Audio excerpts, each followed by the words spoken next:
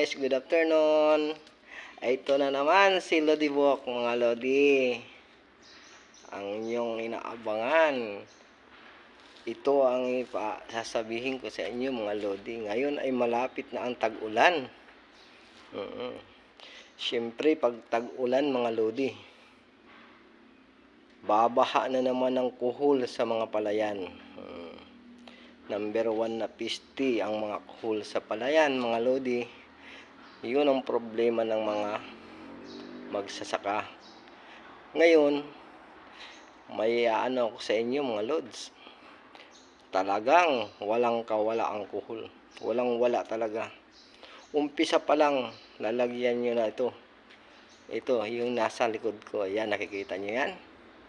Pangkuhol yan, idol. Pag inararo mo pa lang ang lupa, lalagyan nyo na kaagad yung bago taniman ng palay. Abay, mga Lods, yung iba, depende sa pagdiskarte niyan o paggamit. Sa inyo yan. Ito, pag ito yung ginamit yung mga Lodi, sigurado walang kuhol ang yung pagtataniman ng palay. Hindi mabubuhay ang kuhol dyan, mga Lods. Talagang mabisang mabisa. Super bisa. Mabinta. Lagi nag-aagawan ng stock to mga Lodi. Mapalusyon, Visayas, Mindanao man mga Lods. Kilalang kilala yan. Yan, oh. Yan. Powder lang siya mga Lods. So, powder.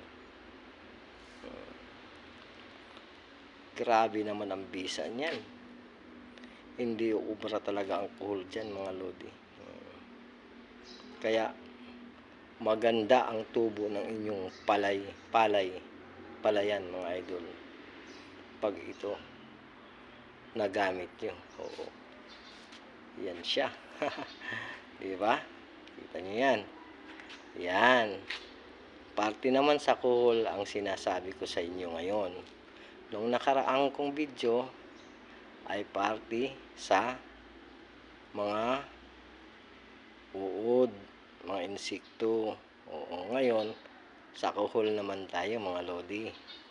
Kasi malapit na ang tag-ulan, babaha ng kuhol yan. Sigurado yan sa ating mga palayan. Kaya ito na ang solusyon dyan mga Lods. Diba? Oh, may solusyon na yan. Kilalang kilala yan mga Lods. Ayan. Yan. Sa akin nyo lang magtanong kung saan mabibili yan at saka anong pangalan yan mga Lodi. Oo. Mag-comment lang po kayo sa akin mga Lodi. Oo. At huwag niyong kakalimutan mag-subscribe kung hindi pa nakakapag-subscribe sa akin mga Lodi.